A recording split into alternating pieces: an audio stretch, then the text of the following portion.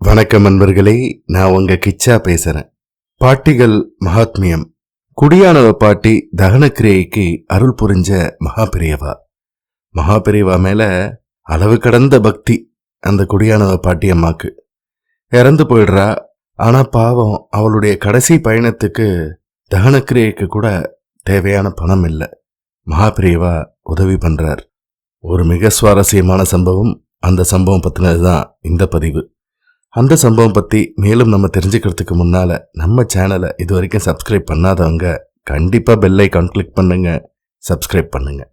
ஒரு குடியானவ குடும்பம் மகாபெரியவாளிடம் பக்தி பூண்ட குடும்பம்.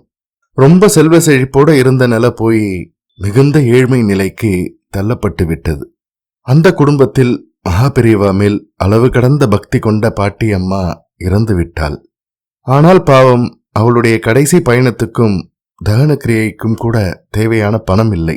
மிக ஆடம்பரமாக பந்தல், மேளம், தாரை தப்பட்டை, பூப்பல்லக்குன்னு அமோகமாக பண்ணி இறந்தவர்கள் உடலை கூட தகுந்த மரியாதையோடு அனுப்பி வந்த சம்பிரதாயத்தை கடைபிடிக்கும் பரம்பரையினர் அவர்.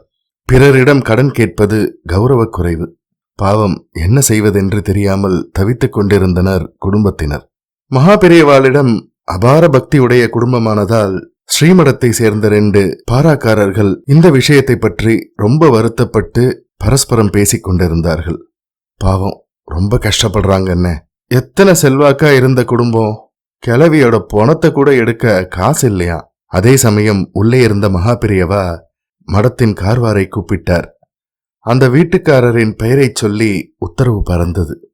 உடனே அவாத்துக்கு யாரையாவது அனுப்பி அந்த அம்மா போனதுக்கு துக்கம் கேட்டுட்டு அவ கையில 2000 ரூபாயை கொடுத்துட்டு வர சொல்லு, நேரம் கடத்தாதே என்றார் மகாபெரியவா.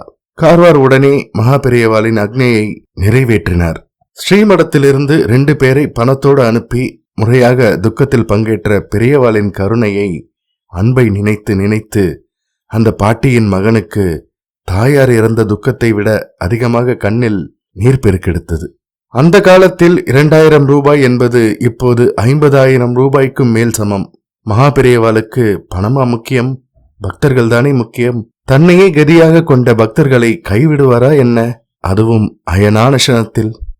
அன்னை மறந்தாலும் அன்னைக்கும் மேலாக கருணை புரியும் ஆச்சாரியால் இருக்கும் போது என்ன கவலை?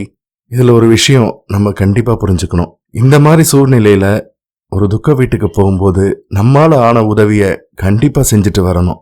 ஒரு சுப காரியங்களுக்கு போகும்போது எப்படி அள்ளி கொடுக்கிறோமோ அதே மாதிரி துக்கத்துல இருக்கிறவாளுக்கும் அள்ளி கொடுத்து உதவி செய்யணும். ஜெய ஜெய சங்கர ஹர ஹர சங்கர. இந்த பதிவு உங்களுக்கு பிடிச்சிருந்தா லைக் பண்ணுங்க, ஷேர் பண்ணுங்க, கமெண்ட் பண்ணுங்க. மறக்காம பெல் ஐகான் கிளிக் பண்ணுங்க, சப்ஸ்கிரைப் பண்ணுங்க. நன்றி அன்பர்களே.